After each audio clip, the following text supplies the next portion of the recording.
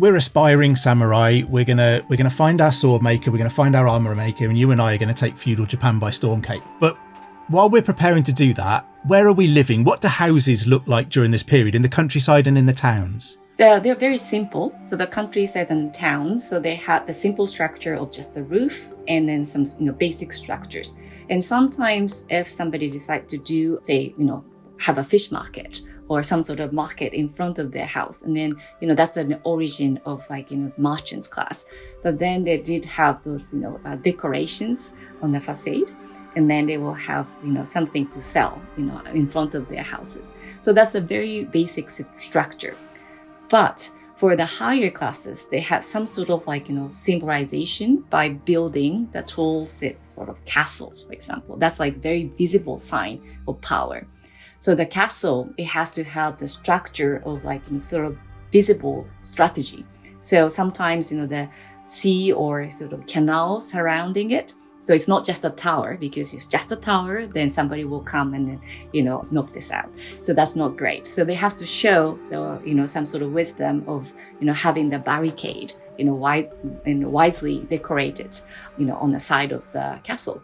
And then it has to be tall so that they can see or oversee the whole town and so on. So the house for the samurai becomes those kind of inner quarter of, this structure, let's say castle keep. So then they would have, some sort of, symbolized lifestyle that the ruler would have. Also, there is a special sort of structure related to the house is the tea house. You might have heard about the samurai practicing the tea ceremony, for example. And then tea ceremony has been done in a small room, and it's usually decorated specially for this, but decoration has to be very simple. So it's not much of a decoration, having the items all over, but it's very simple. And then it has a structure representing the calmness and representing its own sort of traditions and so on. And sometimes the flowers, just having that little, flower display that would help also to, show how this, simple space would speak. So this tea house is not higher up in a castle, but it's usually separated, and then sometimes even in the mountainside. So those are the structures that's probably unique to the Japanese samurai society. What kind of jobs and what kind of crafts would people in feudal Japan have been engaged in? So we obviously have the farmers who are working the land, but what other jobs and crafts are available? Right. Well, maybe one important thing is the sword makers, because, those swords and also all other armors, it has to be very strong and, prestigious and expensive. So those are the professionals that will make these swords for life, or only armors for life. So those people are really succeeding their businesses over generations. And other businesses, unfortunately, there is a marginalized class that they dealt with, say, butchering and also some sort of dirty work.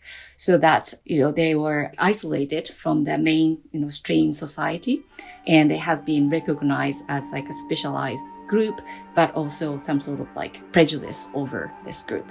So those are, different sort of jobs that we recognize in history. It's interesting how some jobs can end up being viewed that way when they tend to also be vital to the economy. If it's butchering, people want the animals to eat, they want the food, but they don't want to think about how it's arrived there, and there's some sense of a lack of desirability around the process of doing it, but somebody has to do it. Right. So that's very unfortunate in a way. Also, from the time that we respect the farmers, that we hope that we respect all those people who will be engaged in those work that's necessary to our life. But, it wasn't the case. But also one theory is about the blood being so impure. So, for example, the butchering is involving, with the blood and also the taking life. That's really something that, Buddhism disrespect, for example.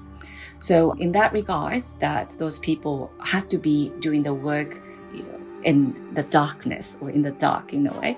So that's why, there are some people who are a little bit treated differently from the beginning.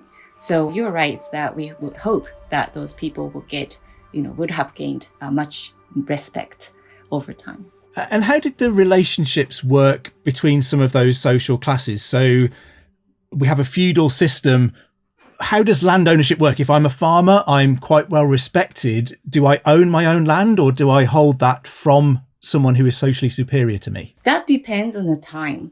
So the earlier times, say 12th century and 13th century, land has still been not registered, right? So that you have to claim the ownership and you have to be gaining approval from someone, that has a power over the region. So around that time, that the ownership has been decided between your landlord and yourself.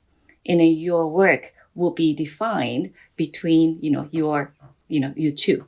But then when it becomes more complicated, the society evolves and then commercial activities going on, and then they will become more registration of the land, and that becomes more systematic than before. So over the time, because that personal bonding was stronger at the beginning, loyalty, for example, you have to be loyal to, your landmaster, or even the master himself.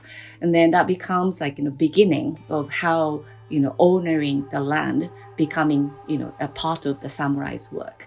So it has a little bit of evolution, from the old times. And then now, as you can imagine, that, feudal society was known for, having a good sort of working land ownership between the owners, rulers, and the farmers or the samurai. And was there much movement between those social classes? Could someone who was born a farmer, could they rise through the ranks and become a daimyo or a local ruler of any kind? Or were things much more strictly controlled in terms of the levels of society? Strictly controlled. So unfortunately, there are not sudden moves between the classes. So usually, farmers being registered as farmers, and then they will be farmers forever. So back then, during this Sengoku period, when the class systems were not really, rigid, then back then, those are people who had the sword, was recognized as samurai. Then, the people who did not have the sword were peasants. So those two types to begin with. And then at one point that, this separation started to happen, and then there is almost no point of return. So, since then, the guys who were the family and also the clans that started to have training in martial arts, meaning they have the swords and weapons, they become the samurai. And then the rest, it's always been fixed since the 17th century onward. And do we see that changing and being settled during the Sengoku period? So while all of this warring state period is going on, is that upheaval also affecting the social structures of Japanese society? Is it helping to free them up, or is it helping to tighten them up? Well, it's an interesting question, because I think it worked both ways. So first of all, the samurai will have to decide their own sort of structure, right, of the samurai, who's at the top, and who will be the supporters, and who will be the helpers, and so on. So around that time, it was more this making a system. But at the same time, as I said, the peasant, they could still become the samurai at the time because no registrations, no central authority, and so on. So there are massive sort of, dynamics going on. And at the same time, the rulers are deciding who will become stronger than whom, and who will own more land than whom. So they're both going on. That's an interesting features of the Sengoku period.